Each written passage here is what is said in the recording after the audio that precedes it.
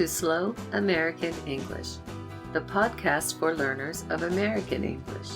I'm your host, Karren Tolliver. This is episode number 64, Steve Jobs and Apple. Before we begin, here are 3 important items. 1. I hope that all of you are healthy and safe during this world crisis pandemic. It is the most unusual thing I have ever seen. But you know what to do, so please take every step necessary to stay safe. During your isolation, you can listen to all of the Slow American English podcasts again to reinforce your learning. They are all online at slowamericanenglish.net. Subscribe to the podcast there, find free transcripts and links to become a patron and to buy workbooks. 2. To help with your English learning, you can buy Slow American English workbooks on Amazon in almost every country. You can use the workbooks either with or without the podcast. Teachers can use the pre-planned lessons for listening, reading, speaking, and writing. Students can use each lesson for self-study. Get yours in print or Kindle version now. 3. Thank you to my Patreon patrons for pledging a little money every month to keep the podcast going.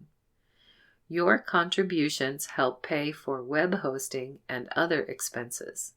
Without you, I could not help English learners all over the world. If you are not yet a patron, please visit patreon.com/slowamericanenglish and become one today. Now for the podcast. Steve Jobs was born in 1955 in San Francisco, California. He was adopted as a baby and grew up near San Francisco. He would one day help the area to become Silicon Valley. Jobs was extremely intelligent and much smarter than most people. He went to college in Oregon, but he dropped out after only 6 months. However, he then audited creative classes where his love for design grew. While in Oregon, he lived and worked at an apple orchard. When he was 19, he worked as a video game designer for Atari. When Steve Jobs was 21 years old, he and his good friend Steve Wozniak, Woz, founded Apple Computer in 1976. It was 1 year after Bill Gates had founded Microsoft. Jobs and Wozniak worked in Jobs' garage, the same place where Jobs' father taught him electronics as a hobby when he was younger. At that time, computers were very large and very expensive. Only big companies and governments had computers. Apple Computer made them smaller, cheaper, and more user-friendly.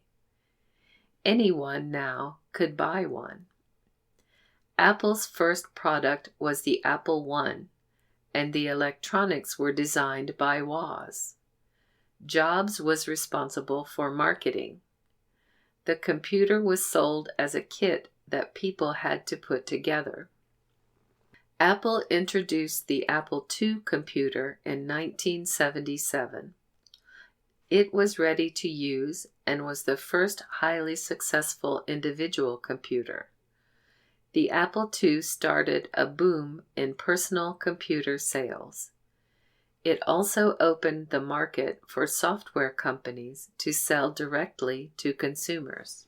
3 years later, Apple had sales of over $139 million and became a publicly traded company on the stock market. At the end of the first day of trading, the company was worth almost $2 billion. Apple has almost always been on the leading edge of technology. They were the first to produce computers that anyone could buy. And even if they did not introduce a product, they have always improved it. Their design and marketing abilities have always been on the top level, mainly because of Steve Jobs.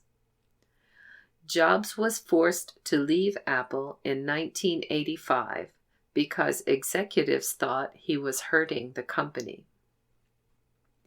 He then started Next Computer Company, which was bought by Apple in 1996.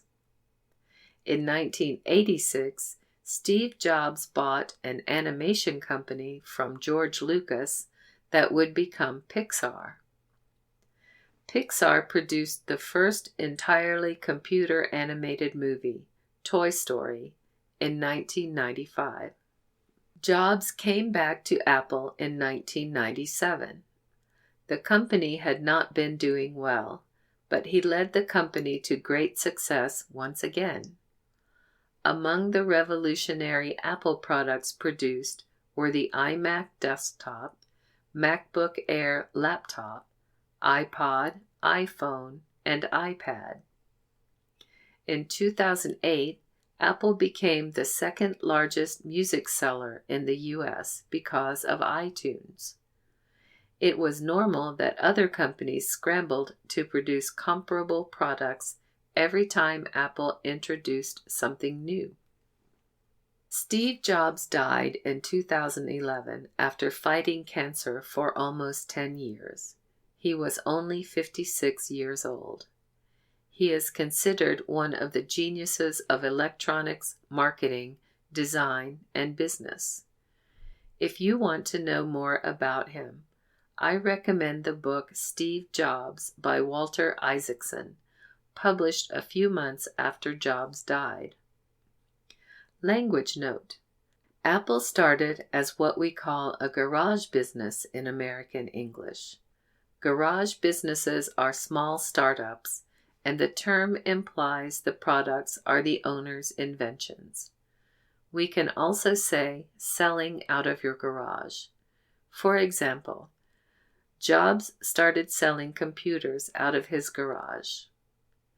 Microsoft, Google, and Amazon also started as garage businesses. That's the podcast for this time. Slow American English is written and produced by Karren Tolliver. Copyright 2020. All rights reserved. For a free transcript and to subscribe to the podcast, visit slowamericanenglish.net. You can also subscribe to the podcast recordings anywhere you get podcasts. Theme music is written and performed by S.W. Campbell and used by permission. Find more music by this artist at soundclick.com/SWCAMPBELL. This has been Slow American English. I'm Karren Tolliver.